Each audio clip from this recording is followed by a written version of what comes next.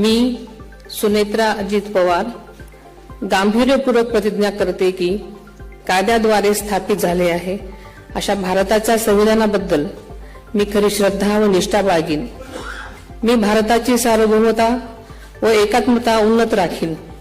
मी महाराष्ट्र राज्याची उपमुख्यमंत्री म्हणून माझी कामे निष्ठापूर्वक व सद्विवेक बुद्धीने पार पाडेन आणि संविधान व कायदा यानुसार सर्व तऱ्हेच्या लोकांना मी गांभीर्यपणे व निपक्षपातीपणे तसेच कोणाच्याही विषयी ममत्वभाव किंवा आकस न बाळगता न्याय वागणूक देईन।